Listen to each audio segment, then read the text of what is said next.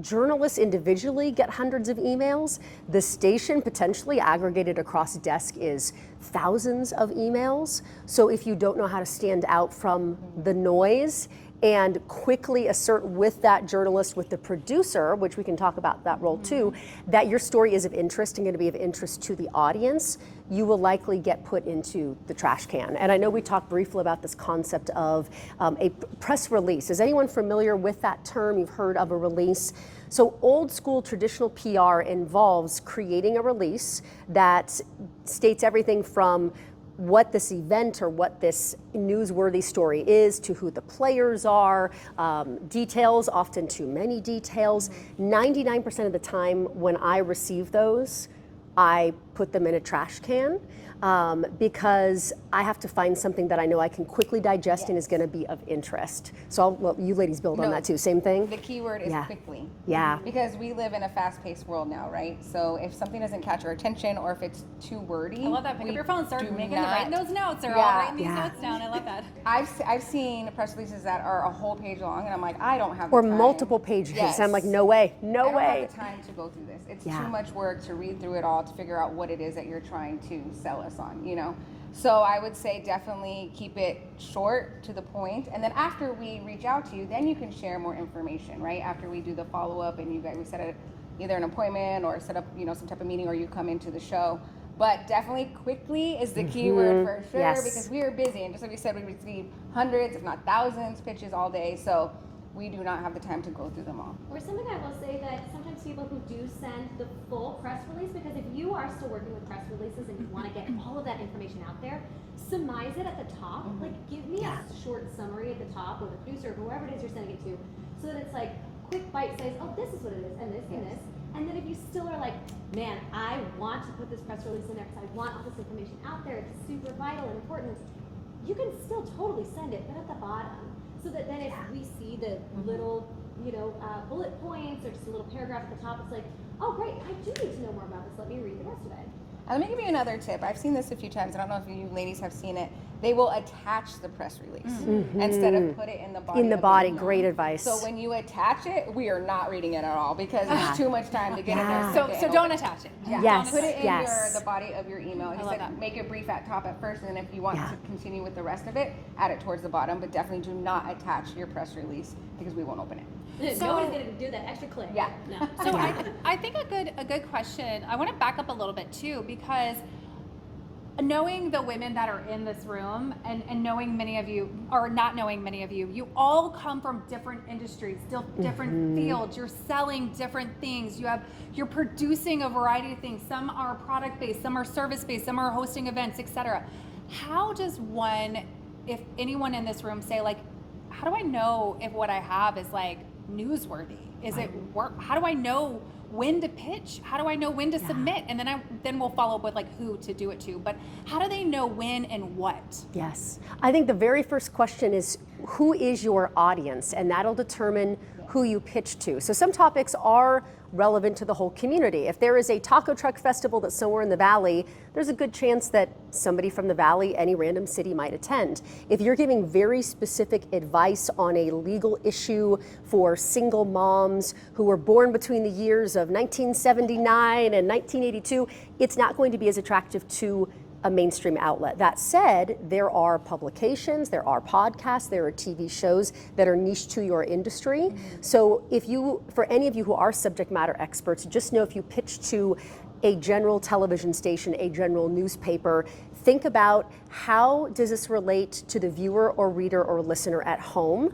What is their pain point that they're gonna get something out of this from me educating them on my topic? If you can't answer that quickly, how it has to do with the average viewer at home or the average reader, it's not likely to be as much of interest to that particular outlet.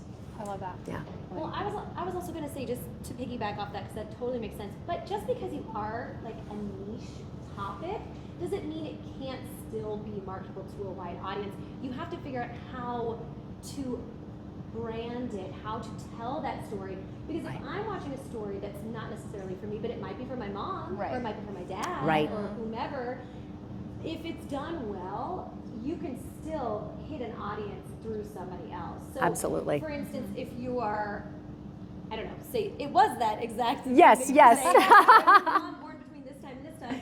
If you find a way to make that interesting and make, if it's an article or if it's a television segment, make it really interesting. Tell the story. Find a person who you are telling the story around. Make it really emotional and really relatable. Yeah. Someone still might, even if it's not necessarily for me, I might want to tell somebody who I know who it does, work for. So, Right. yeah, I think Yeah. both and. Totally agree, and I have an example of that. We had someone on talking about Medicare, and obviously I don't know about Medicare, and I don't need it at this time, but my mom did. Yes. And so when we were doing the interview, I was asking the gentleman, I said, you know what, my mom called me, she's like, I need help with this, and I'm like, oh, I can't help you, I don't know what to do. But then after we had him on the show, I asked him those questions that my mom was asking me, and so I'm sure that helped a lot of viewers at home. Maybe they were helping their parents, or maybe they were at home watching themselves, and because I'm just a normal average person asking these questions, it did work for our show to get that information out. Yeah. When someone is looking especially for my ladies who are actively like on television right now, are they pitching to you? Are you accepting They can. pitches? Yeah. Are you, both of you are accepting, so you're accepting, or are they going to the producers? Who do they pitch to?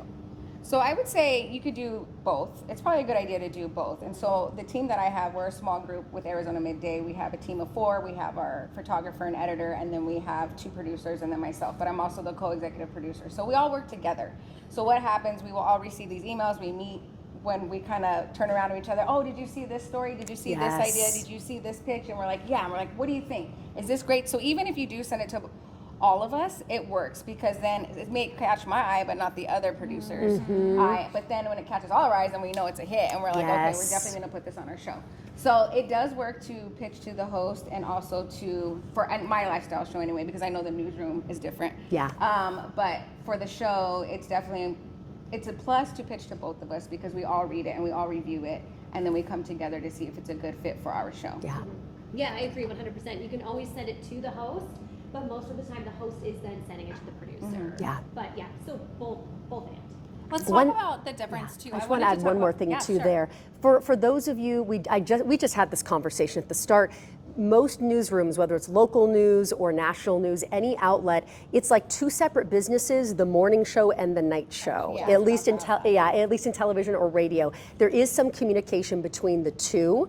But within those environments, there are, like you see in the movies, like you see on TV shows, meetings that happen where all of the people at the table, the reporters, the producers, the management in the room, will pitch ideas that have been sent to them. So any touch point you can have, it can even be somebody who is an intern at that station or at that media outlet to say, I got this great story lead from someone. How many of you are in relationship businesses? You're in something that depends on relationships. The news is the exact same way. We pitch, when I was an anchor and a host, I would pitch stories to people that I knew that had a relationship with me. So your strongest angle is to proactively seek out who are the types of reporters that cover the subject matter that you are an expert in, because they like to cover that.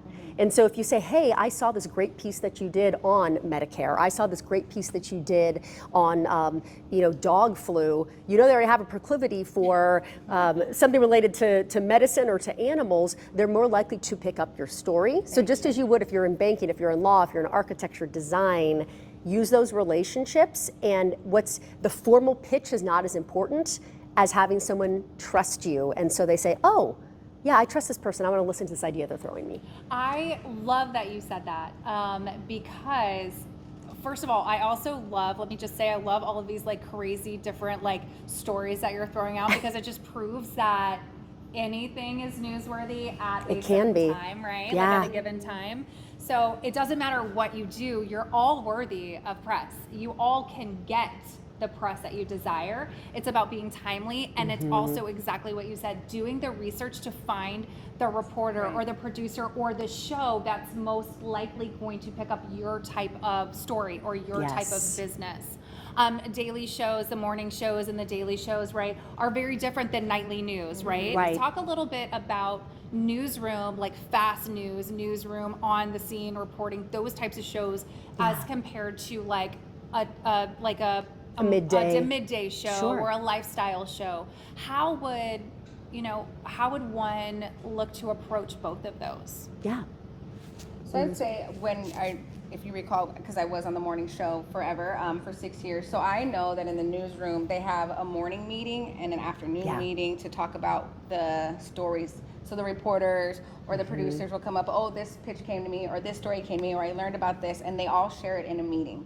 And so then they all come together and like, okay, we're gonna put this reporter's on this story, this reporter's on this one, we're gonna put this as a VO, which is a voiceover, meaning we're just talking about the story with the anchor. So they just take it all over and everybody comes together and figures it out. So that's on the newsroom part, but I just lost my train of thought. That's okay. She was talking about morning show versus a midday show. Okay, so with that, you guys can kind of do it at the last minute, right? Because if you send a pitch or an email the night before and then the person, they haven't gone to their meeting yet, then they can read it and they can share it with the crew. For our show, and I'm sure it's like that with your show, you cannot send us the press release the night before and think that it's going to come on the next day. Very good point. So we had that a lot where people send us a press release about an event that's happening Friday, and they send it us on Wednesday, and I'm like, there is no way I'm going to get it on our show. So definitely, like you said, do your homework and your research. When you're doing it to news, you may have a better chance if you're doing it at the last minute. But if you're doing it to a lifestyle show or some type of show like that, we definitely need more time. You need to send it to us in advance because we plan ahead. How far out are you planned? Yeah, I was gonna say we get our week in advance. So like Monday mornings, we get our full week. Mm-hmm. So if you want something on, if you have an event or something, send it to us as early as you can, but at least a week and a half to 2 weeks before. But as early as you possibly can, for sure.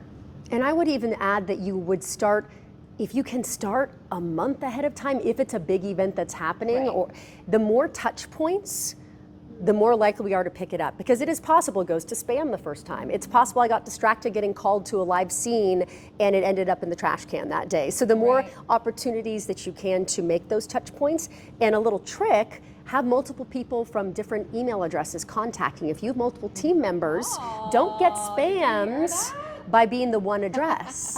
Get multiple people to send it. Get flagged, Joel. Until they figure out if you're going from multiple angles. That topic as well, you can follow up.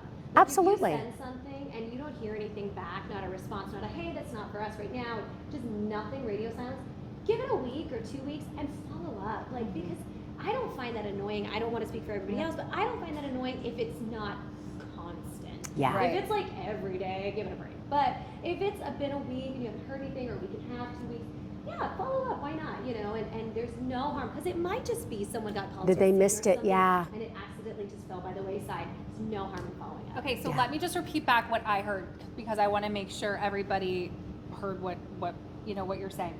So if it's fast news, or if it's going to like morning show, it can literally land like the later, the kind of the better, like the next day or two before, right?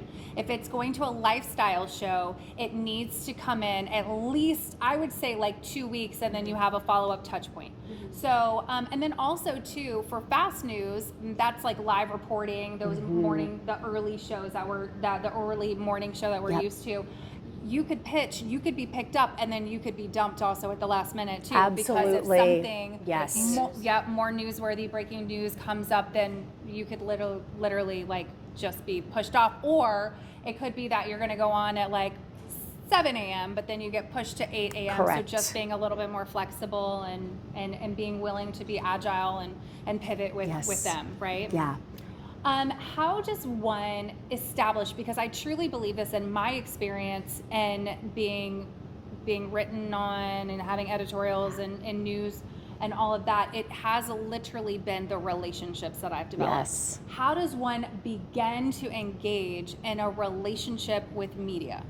I would love to hear some experiences or some tips or tricks. I mean, clearly it kind of starts with like, hey, Vanessa, I'd like to be seen on your show. Can you bring me on? Right? Like, that's kind of like, I'm sure you get thousands of those. Yes. And you're like, who are you?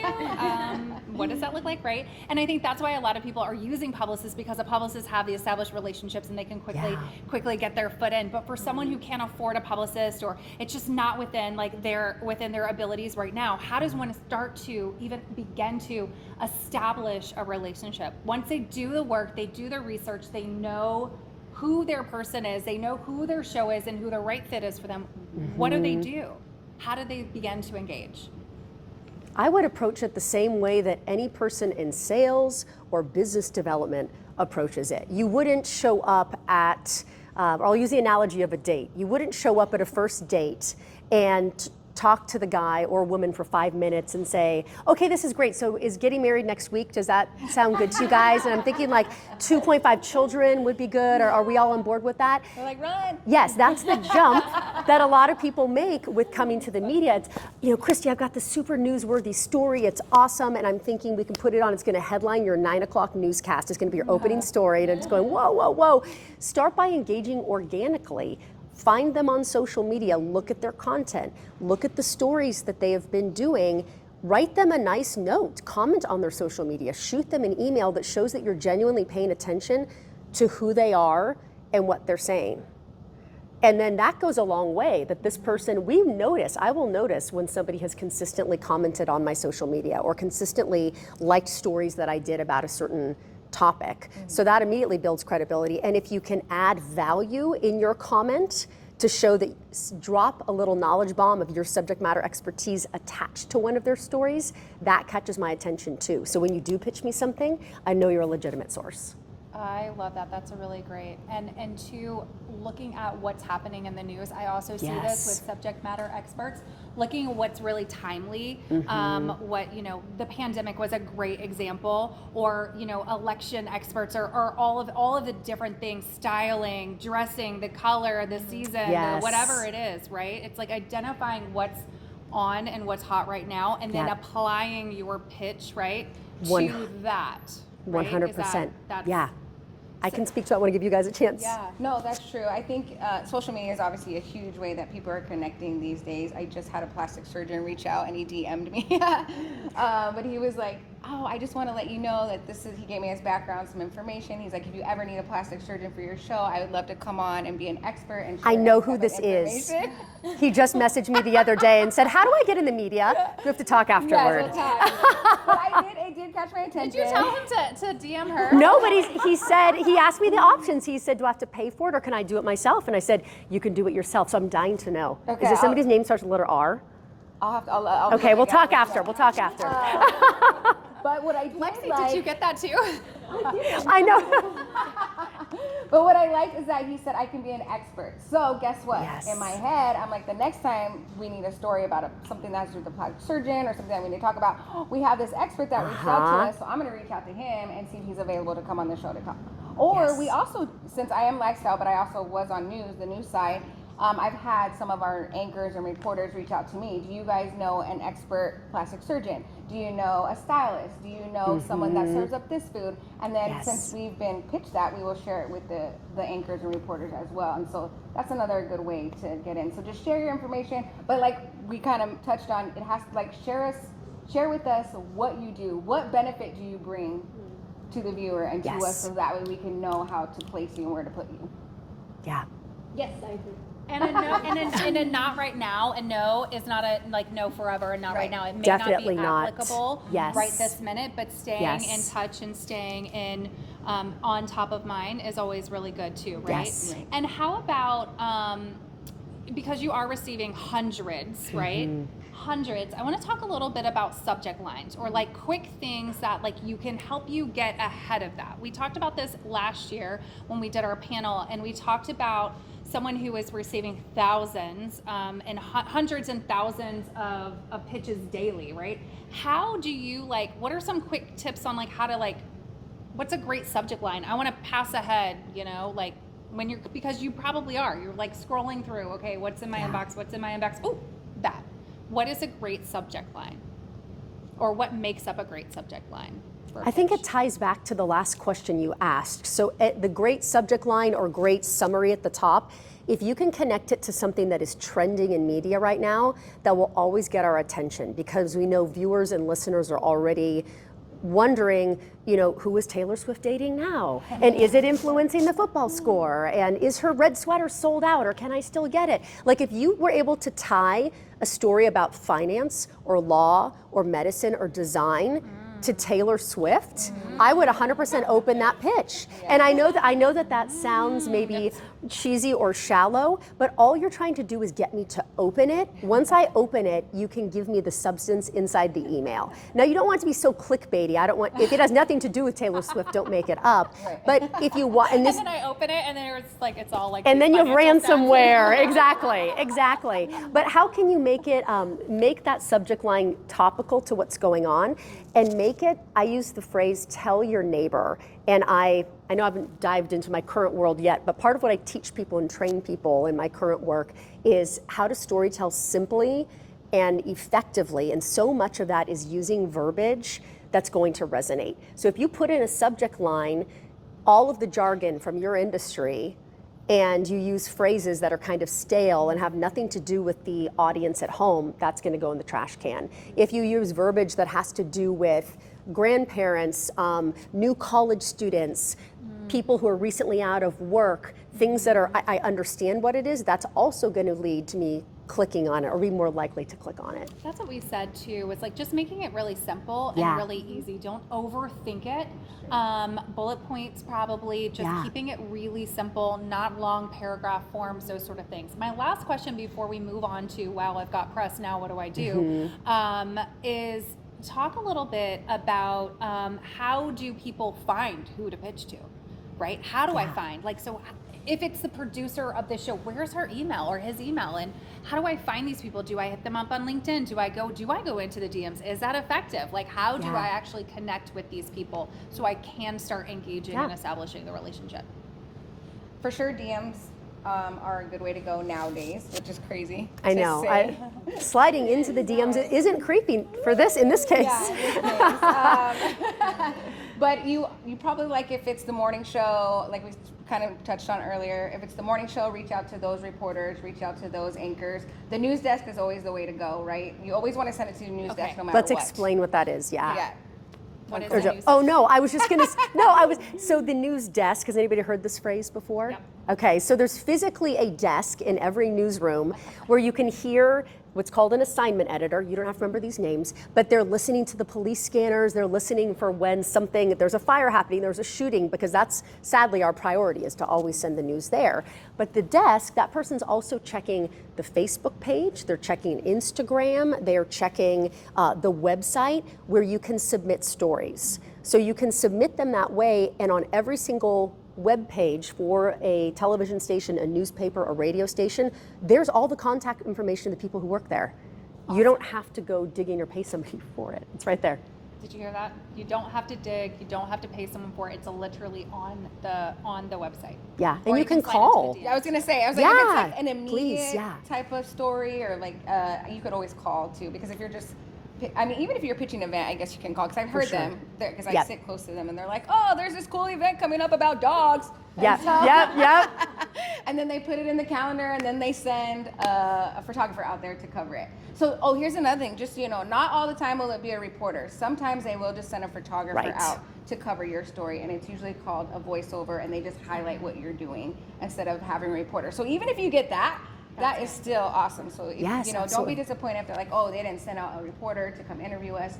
That's still making it on the news, and people are still watching, and they're still sharing your information.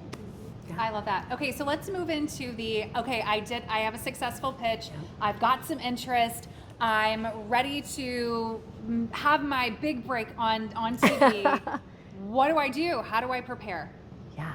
Woo. Well, this is her expertise now. However, I will say for our show, for Arizona Midday, so we get frustrated because we are busy. We are busy all the time, right? For me, I'm hosting the show, I'm coordinating the show, and then we're responding to emails, then we have meetings, and then we're dealing with our paid clients, and there's just so much going on. So when we ask you to we send out a segment sheet link, and this link is to help prepare us to produce your interview, right? So it's all your details, your name, your information, what you're pitching, the title of what your pitching is. We're giving you 5 questions to send us. Like, send us 5 questions that you want us to ask you. Most of the time, we will use most of them, but we also will use our own as well. All your Instagram handles, all your pictures, just really prepare. So we get frustrated is that we book somebody on the show, and then we send them this link, and then they fill out like 2 sections of it, and that's it. So you guys are making our job a lot harder. And it's a good way to not get invited back. Right. Yes. And so, because for our show, we need to be very visual, very interactive, And also when we ask you, please send this to us 5 days before your scheduled shoot or your scheduled interview, do it. Because that's what really, when we're like, oh, it's 2 days out, our producer can't write the segment because it's, she's working ahead. And so if we have to like hound you and find you to send your stuff, we won't work with you again because it just makes our job a little bit harder. Right. So preparing, so for that, on our show, that's how you prepare. So if you ever, guys, ladies, get on our show, if we send you that segment sheet, fill it out, be very thorough. I mean, with the questions, you don't have to give us your answers, but just fill everything out and make it easy for us so that way we can always invite you back. Yeah, because we don't have a lot of time, especially when it's a live show. If it's a taped segment, maybe it's a little bit different, but when it's a live show, we don't have a lot of time to sit and kind of walk through everything that we're going to talk about with you. So if you've already sent that to us, we already have all of that, it makes it so much easier for us, and it's just kind of like streamlined. Because I've definitely had people that it is a tricky subject matter, if it's maybe medical or it's legal or whatever the case may be.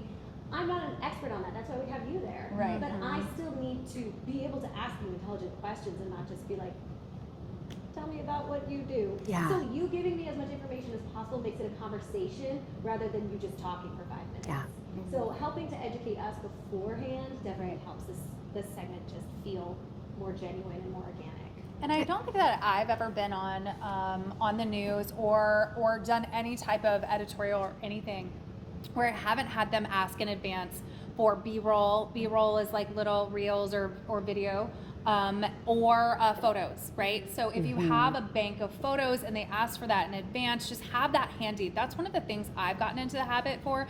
If we're pitching or if we're looking to get press for something, we have an approved, like a no approved Assets. folder. Yep. Yes. Yep. And we are always constantly updating that, whether it's like approved Sarah, so my photos, or it's of event photos or whatever it is. So if you have something on your business, have that asset folder ready to go. So then if you do get picked up and it's really, really quick, you have it and you're not like searching and trying to like ask photographers or going to other sites and they're just not great quality, because I love what that is part of the story, right? It's you're interviewing, but it's not generally a full 2-3 minutes of just you talking. It's going to be they're bringing in photos, they're bringing in some video, and if It they're makes it more interesting to watch. and they're generally, right? They're generally not, like if I'm coming on your show, we're not sending also a videographer out to come and shoot me. No, I'm not if there. you're in So studio. You're not doing Yeah. both. So if you're going in studio, they are going to want some kind of like behind the scenes background Footage, stuff. So yeah. having that, footage, having that will be helpful just to have like at your fingertips, right? Yeah. And I want to give kudos to each of you for doing the legwork on the front end, because a lot of times if you encounter a reporter coming to you, this is not going into a studio, but someone going to your place of work, they may not be prepared at all. And I actually practiced with a client this morning in a media training. You will get a reporter that shows up and says, so tell me what's going on here. Tell me about the, looks like there's some really cool stuff that's happening, because they didn't do their homework, or it may not be their fault. They were given the story in the news van, going to whatever this event or story is. So this is where I want you to mentally flip the script. You are in control of what ends up in that story. When you have a reporter who does not have guidance, does not know which questions to ask, this is where it's all the more important to prepare what your talking points are going to be, to create a story that's interesting with different examples, with different statistics that are startling, and with those great visuals, so that you make it easy on them. They say, wow, this person was prepared, and that you don't waste your little bit of time. Because the average interview in a live shot is anywhere from 90 seconds to 3 minutes. You may get a 10-minute recorded interview, and the average soundbite that appears in a newscast, local or national, is 7.3 seconds. So if you've not prepared succinctly what you want to say and say it in a very natural way, you're going to finish the interview and say, and watch it on TV or read it in the paper and say, of everything I said, why did they pick that? Well, you weren't prepared. That's true. Right. Yeah. Let's talk a little bit about that. I know you have transitioned out of traditional news and reporting, and now you're on the other side of it, teaching people how to prepare for interviews. And we talked a lot about the mindset component, because, I go back to when we were, I got a lot of press in my when I was a business owner with my other previous company, and we had a recurring like segment. It's great. The first time we went on, oh my God, I was like terrified. Invasion of the body snatchers. Yes, You're yes. like shaking. Yes. I'm like, what am I saying? You can't hold your paper there in front of you because it's on TV. Yes. You're like, do you write it on your arm? Like, you know what I mean? And then fast forward a few more times, and all of a sudden I've got all my props and all my things. I love it. And, Go, Sarah. And it became more natural, right? But for those of us who are not comfortable, how do we even how do we begin to show up, right? Because how many times have I personally forgotten my points, right? We prepare, and they say prepare in front of the mirror, and know you're, you know, everything that you're saying is great until you're like actually in there, that moment. and you're like, yes. They're like, so tell us, and you just want to like. I mean, I'm a professional. I just went blank 2 seconds ago when I was saying, you know. So, I know this is what you do for our show, though. I want to say I tell everybody, because we've had a person almost black out. Yeah. And because they were so nervous. Yes. And you know, they get so nervous, and so we have the time. It's not always like that in the news world, but for the lifestyle show, we have time to walk through the interview with you and talk about the questions. But what I tell everybody, I'm like, just think of it that nowadays, especially with social media, I'm your friend, and you're talking about what you know, right? Yes. Because if you're in here, you're an expert, or you know about how to make tacos, or you know how to make some kind of dip or a charcuterie board, right? You know this stuff. So just remember that when you're coming in to do these interviews, you already know, you're the expert, what you're talking about. So don't overthink it. Don't memorize your script. At least absolutely, show. yes. Do not memorize your script, because that is going to throw you off when you go in there and then you're like, oh my gosh, I didn't say this. It's out of order. What's next? And that's when you freak out, and then that's when everything goes wild. Haywire. Yeah, I always say, I'm not going to ask you anything you don't know. Right. We're talking about you and your business. I'm not going to ask you some math equation. I can't even think of one right now. you will know what I'm talking about. Yes. So just tell me, like, exactly, like I'm your friend. Like, Yeah. I love that. And you know, for us, our viewers gravitate to that. The more authentic, the more natural you are. You don't have to use large words. You don't have to practice, you know. I mean, obviously, if you're a doctor and you're talking about something specific, yes. But, like, if you're just talking about making tacos, like, be real about it, be natural about it, and the viewer tends to gravitate to that because you're more relatable to them, right? And so they're like, oh, I love this idea. They're just like me, so I'm going to call them. And I'm going to, you know, use their business. So definitely don't memorize your script. You can have bullet points. That definitely works. And then just be natural and, like, we're going to ask you what you already know. Yeah. I think so much of what resonates with any audience is that you know the person, you like the person. Every media outlet is delivering pretty much similar information. They're covering the same major stories. They may have slightly different subject matter experts in it, but it's giving it an angle that makes you feel like you are talking to your girlfriend over coffee or champagne or whatever your drink of the moment is. So when you speak to the media, or you speak in any instance in a live stream on LinkedIn, you're giving a business pitch, you're giving a speech on a stage, these are all in the wheelhouse of what I was sharing with Sarah that I do in my current life. So many clients come to me and they are married to the order of things and getting the exact facts right and memorizing. And the problem is you come across like a total robot. And you forget it. And your audience really doesn't like you that much. And you need people to like you and connect with you at some point to want to engage with you. So memorize concepts. Don't memorize verbatim scripts or even verbatim bullet points. If there's a really important statistic that you want to highlight, absolutely, make sure that you know it's 75% or it's 75 years. Something simple. We're not asking you to remember anything complex. Storytell. The more times that you can share a powerful example with me that paints a picture of something, I will put that in a story. And it's what we remember in spoken communication and written communication is stories, because we put ourselves in the shoes of those characters. So if you can share a fact or piece of information of your expertise, then support it with a story or an example, support it with a startling statistic or case study that's connected to what you do. And then this is key for you being a thought leader. What is your perspective on it that's different than other people? And I would even push you to share a perspective that is a little bit controversial or different than what everybody else is saying. That will also get my attention to put you in a news story. That's great. That's great. And even with that, I like that because you want people to relate to you and feel like they know you, and pulling emotions out really works. So on my show, let's say someone came on and they have this taco recipe and they open this restaurant, and so besides just talking about the food and what you offer, they'll tell me, oh, my grandma's recipe, right? So I pick that up. I'm like, oh, so you have your grandma's recipe that your family loves so much, and now you're sharing it with everybody, and it's been working so well that it's been going on for 55 years. How does that make you feel? Yes. Right. And then they're like, oh, and then they really think about their grandma, and then they're sharing. So I had one gentleman, he started crying because he was like, I started this business because when my grandma passed away, we didn't know what to do, and so everybody was lost, so now I started this business because of her. And like literally, and he got so many calls because he was real on TV. And I was gonna say, that's how people make purchases, is there's an emotional connection. So not that it's all about money, but we're business women in this room. You are usually going on the media to get more sales, to get more people interested in your business. That is how to do it, is to engage them emotionally. I'm really glad you said that because it's about the why, right? People buy from the why, they buy from the mission. And yes, we want to get on TV. We want to get as many people watching us or putting their eyes on our businesses as possible. But it's really, the ROI, that's the other thing I want to talk about. And I do want to, we are going to do some Q&A too, because I want to make sure you get some questions answered.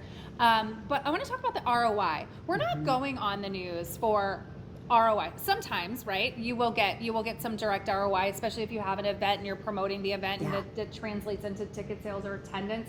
But the ROI is really, it's exposure there's a difference between exposure and ROI, right? And when I'm on TV, we don't want to engage in like slimy sales talk, right? Like we don't want to like say, hey, and yes, I have the tacos and I want you to come buy the tacos, and you're all talking about the tacos. That's why what you're trying to do is you're really trying to get the story, and you're trying to paint the picture, and then in turn, it will hopefully bring in some exposure to your business, hopefully bring in some additional customers who have maybe never heard from you. But let's stay away from like the slimy sales talk, right? And the tacos is not a great example, but maybe everybody loves tacos. Oh, so everybody's in with the tacos.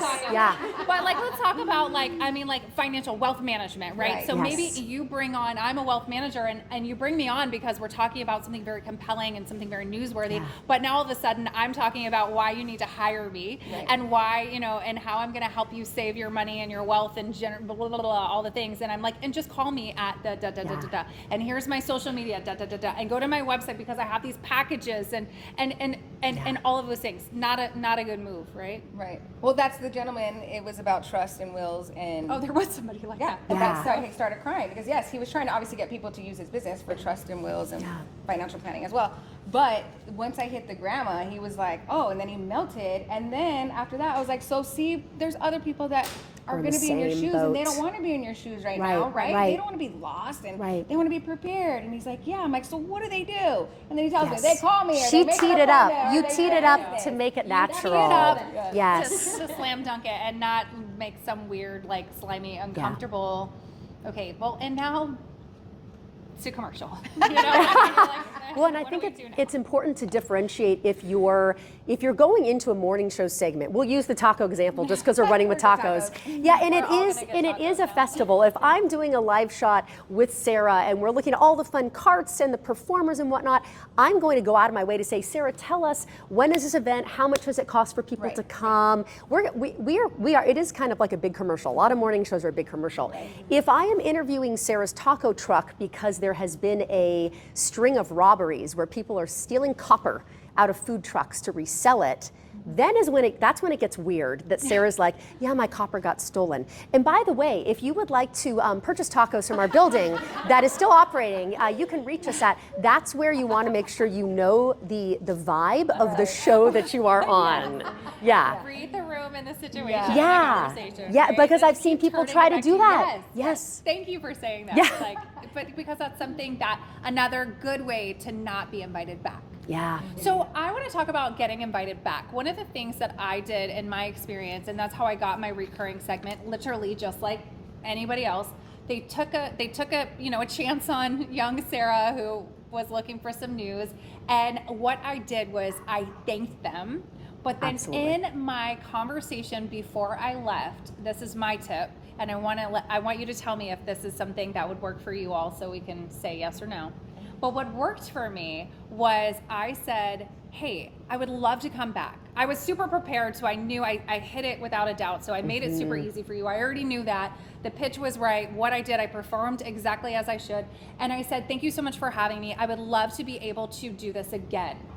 Great. How can I pitch to you to make it simple? Great. How can I, and because we were doing like a summertime series, so I understand that you need timely XXX.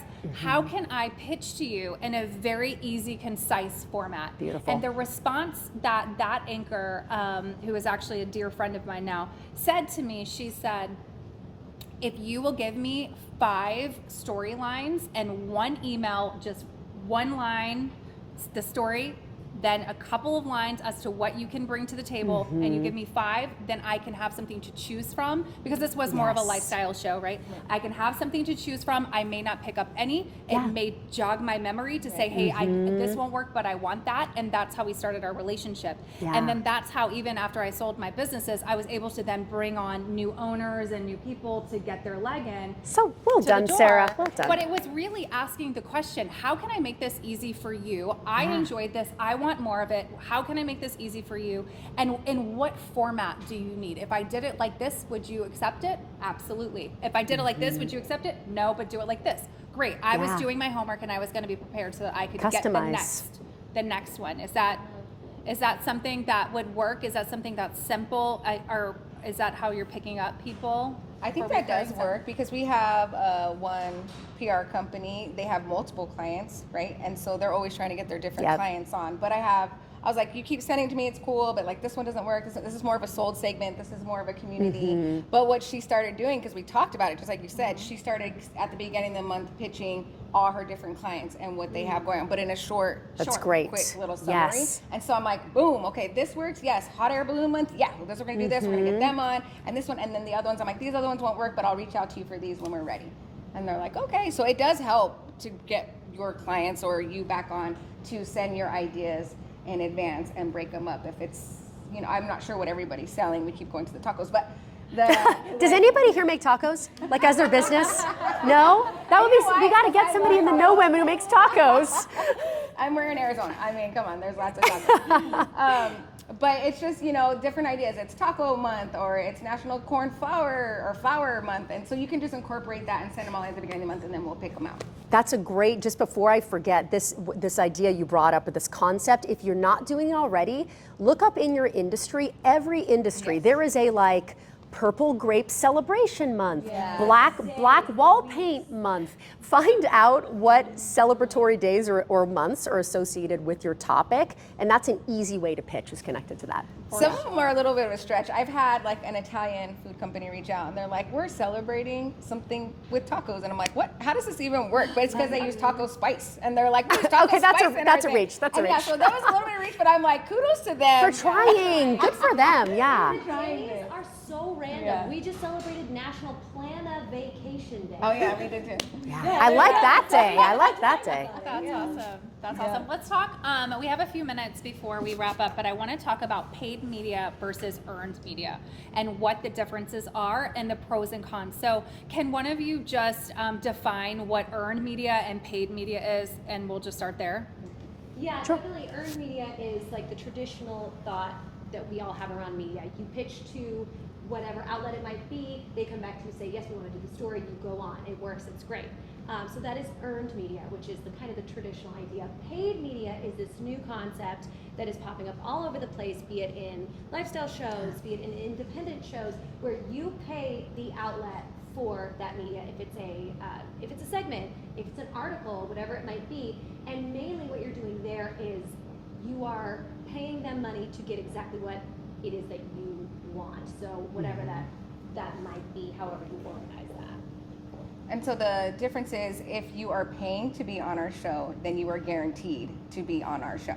Yeah. If you are trying to, we call it a community or like you said, earned segment, we're not always going to pick you up, because if a paid client comes in and we have a full show, we're like, oh, we don't have room for this, so we're going to pass, this time around. Yeah. But if you really want to be on the show, guaranteed, and have quality segment, then I would say definitely paid is the way to go. And that's a really good point, that the quality is always going to be great, no matter what, because the media is there. Like I say, there's no bad press, which I don't know. Right. But, you know, it's always good to have your name out there. But when you're paying for something, when I tell people, because I do produce a show that is pay to play, and when you're on that show, what I tell people is you are the producer. You are the person who is saying exactly what's going to happen. When you're going in for something that's earned, you're working with someone else who has an idea around the segment. Yeah. They want you on for something that they want to promote, be it in an article or a segment, whatever it may be. They are the ones producing it. It's their idea behind it. When you are paying, you are in charge. We're coming to you saying exactly how do you want this to go. And so you are the producer. And that's how I phrased it. I think one thing to keep in mind when you're choosing, if you're seeking paid opportunities or you're trying to get into media organically, is what is your end goal? If you want to be in control, as both you ladies mentioned, and have more of a voice in how that piece is orchestrated, you're going to take those video clips, you'll use it on social media, use it on your website. That's fantastic because you do have your voice there. The flip side is if you are sought after by a CNN, a Fox, an MSNBC, a New York Times, to put that within your headline or your moniker that you've been sought out as the doctor, as the architect, as the lawyer, there's a level of credibility and cachet that exists within that traditional path that it's harder to get those spots, but it also is that ultimate prize if you can land it. Now, are there people that get interviewed by those outlets that aren't necessarily the best? Yes, it does happen. But if you want to have the credibility of, wow, these well-known outlets came to me to be interviewed, you just want to keep that in mind. So what is your end goal? Is it for the resume builder or is it to have great content? So think of those two when you're choosing. And I will say for the news side, you can't necessarily pay to be on the news. Right. So on our shows, you can pay to be on the show. And your shows are both. Yeah, we're both. But on the news side, so don't try to go to a morning news producer. Yes, good point. Yes, very good point. How much does it cost for me to put my business on your show? They're going to be like, oh, we're going to send you over to the sales team, and then you can work with them. So just so you guys know, the news world, that's why our shows are different. That news is different from lifestyle. We're in the marketing department and sales department, and then the news side is separate. So don't try to sell your stuff to. Very good point. Oh, that's really good. One of the things I was going to say too was they're both good. Yeah, They're both absolutely, good. absolutely. And if we are in a position in our business, if we're looking to become thought leaders, or remember, visibility brings credibility. I talk about that all the time. So if you're looking to become a thought leader in your field, if you are looking to be a credible, expert in your field, sometimes it's easier just to, like you said, control the narrative. And you know that when you get back something that you paid for, I think that there's nothing wrong with that at all, right? No. And it's not, and I want to make sure that we there's this sort of this like air sometimes where people are like, oh my God, did you pay for that? That's not real media. You didn't really get, and I don't think that at all. And I wanted to make sure that we debunked that today, but also to say, I love the fact that what you all said, you get to control the narrative. You get to really, you get first right of refusal. You get to really say, this is what I want to talk about. And you get the delivery of that segment, which is so, so crucial, right? Yeah. Like you want to be able to not just appear on the news, but you want to be able to take that segment or that editorial, that write-up, whatever it is, and make it live long after that, right? Yeah. And so you then have this wonderful piece that you can then break up and all of that. So I wanted to make sure that we talked about some of those segments are paid, and those are perfectly fine, and some of those are earned, and those are perfectly fine too. I will say with the paid segments on our show, we will send you the clean link to your segment. Versus if you didn't pay to be on the show, then you just have to take it off the website. And so whatever's on the website is what you get. Yeah. Or YouTube, yeah. So you have to like screen record it. Yes. You can save the link that way, but when it's a sold segment, we send it to the account executive, and then the account executive sends it to you, and it's a clean, video of your segment.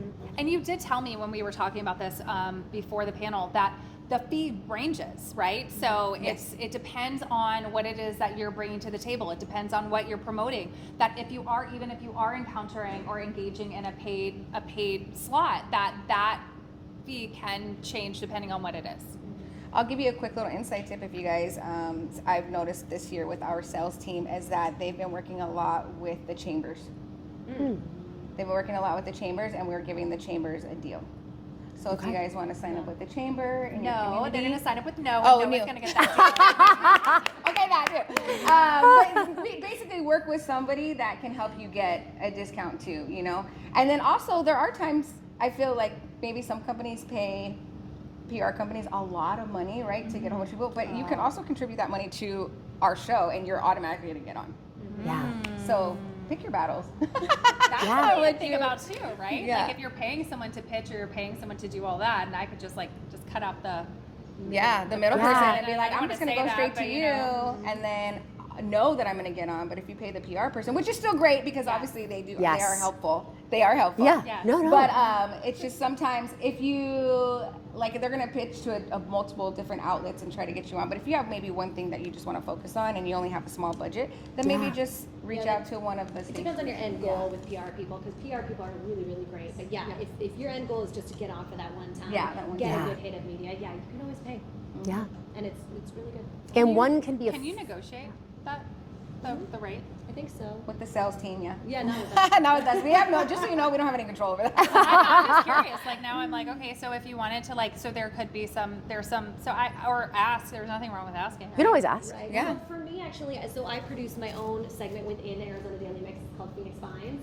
And so, I do a special with Sarah for no members. So if you come to me and tell me that you're a no member, I give you a huge discount. That's another kind of thing. You have to find those other avenues. Yeah. What kind of discount? Yes, 25% for anyone who comes to me and says, hey, Yes. I was at that Yes.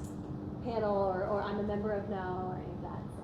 And the same thing with the paid segment with a lot of our clients. That's how they give their discounts and their discount codes. And they're like, oh, we were on Arizona Midday. You get 50% off if you call today within, if you call today and mention this word. Where a lot of times with our earned segments, we don't really use You that. don't do that. Yeah. Right. I'm going to throw a wild card in the mix here. So if you don't want to choose either of these options, you can also create your own video clips that demonstrate your expertise and your thought leadership. Because part of what I will look at to decide if I want to talk to you on camera or have you on a podcast, are you interesting? Do you speak well? Do you show up confidently? So if you send that to me, but you haven't even been in organic traditional news and you haven't paid to be in the media, but you've shown me that you're good at this, I'm going to give you an opportunity, a free opportunity potentially down the road. So it's a video pitch then? Yeah, essentially Is that a is video that a pitch. thing? Absolutely. I advise clients to do it, yeah. So I don't run a PR agency. My lane is exclusively training people on spoken communications. So they're giving a TED Talk, they are preparing for a media interview, they are pitching to a board or trying to land a deal. And for all of these people who are trying to become thought leaders, they've risen to the top of their game and they want to go to the next level. I want to be known for this. There's no better way to connect to people than on video. I think we can all attest that. So why not create it yourself? I mean, that tripod is mine that I've set up. I brought a microphone. I'm capturing footage that I can add to my wheelhouse to share with people. And all of you can do that too. It's totally free. Just use your cell phone and create your own content to shop out. If you choose a DIY route, shop it out to the media outlets and say, hey, show them that you're well-spoken, you have something interesting to say, and they'll be excited that you've done the legwork for them. That's awesome. On that note too, you can do that because, and it's helpful because when we research ourselves too, let's say it's National Lemon Meringue Pie Day and you have a business that makes lemon meringue pie, right? So if you have a video on YouTube or Instagram that you've already posted and showing your recipe, when we Google it's lemon meringue pie or let's find lemon meringue pie in the valley and your business comes up, guess what? We watch the video and we reach out to you and we're like, hey, can you come on the show to talk about your lemon meringue pie? So it's very helpful to put that, just like you said, and already have it on social media, already have it on YouTube. All those different outlets will help you get noticed as well. In terms of kind of wrapping things up, are there any last minute, or is there one last minute from each of you? One last best tip, best trick, best hack? I know today is really focused on media and television and being seen and how to show up. But is there any one last, do this, don't do this tip from each of you? To think about that, the one big takeaway. Well, we talked about this during the last one that we did. Remember who you are sending information to. So there has been yes. times that they send and pitch something to us for a different station. Copy paste, Yeah. copy paste, copy Yes. paste. Yes. And so, once we see that, we're like, no. Red light, it's you're out. over. You're out. Yes, yes. In fact, it doesn't even filter them out. Like they don't even come in. Yeah. No, we're just like, no way. And then we're like, what the heck? Like, this is a totally different station, and you are, so don't copy paste. Be mindful of that when you're sending stuff out, who you're sending it to, and make sure it's to the correct outlet. Yes. No, I think that's great advice. No, that's a really great point. I was just going to say, we talked about this a little bit earlier, that when Sarah got that reoccurring opportunity, she said it was because she went in there and she crushed it. So when you get these opportunities, crush it the first time. And like we were saying, we're not going to ask you things you don't know. This is a fun thing. This is great for you. This is something that, is exciting and awesome. So try, and I know people get nervous. We all I still get nervous sometimes, like for whatever reason. But try to embrace it and go in and prepare and crush that interview, because they will have you back. When someone comes on and I'm like, oh man, they were great. Like, I'd have them on anytime, because they were prepared, they crushed it. Yeah. So I don't know, that would be my tip, is just go out there and do your best and kill it. I think piggybacking on what you shared, so much of the emphasis goes into how do I get them to pay attention to me? How do I get them to bring me for the interview? How do I get my foot in the door? If you go there and you haven't figured out what your unique value proposition is and how you're going to share it in a way that is unique to your brand and your voice, you won't stand out from a whole bunch of other lawyers or veterinarians or cupcake bakers who I could bring back on the show. So doing that pre-work is so important. And what makes a great interview is being human, is being relatable, is being warm, is speaking a language that everybody understands. But when you are nervous, it can be harder than you think. So make sure that whether you are preparing on your own, whether you're engaging a professional, that you dedicate the time on the front end so that on game day, you are delivering. I love this. This was great. So you are doing workshops and trainings and working with companies, and people are hiring and individuals, you out. Yep, people are hiring you out to help them prepare. Right. And you said like there were 3 things, from the mindset. Let's see if Sarah remembers them. You got one. Okay. You got it. The next one's an M. I got delivery. I got. You good? Okay. But The I middle don't know what one the was. middle one That's is. okay. I can remember the first Yes, and the last. you've got it. So The message. The message. See, Okay. good. Well done. Well done. When I left. It's okay. You've been doing great. I left my full-time anchor job so I could start my own business. So I don't do PR, and I'm not on television. I work exclusively to help other people have their message heard and teach them how to have the right mindset around it. So to build the confidence, especially as women, we have so many unnecessary mental blocks. And that's the thing it comes back to again, and men have them too, by the way. It's not just women. But if you can focus on what you're gonna say and how you deliver it all day long, if you don't have the mindset piece right, the other pieces don't fall into place. So whether you are preparing for a media interview, you are giving a speech at a conference, you are starting a podcast, I work with individuals and companies on all 3 of those elements. And then we're already talking about how we can do something very special for No. So just get ready to hear something moving forward. We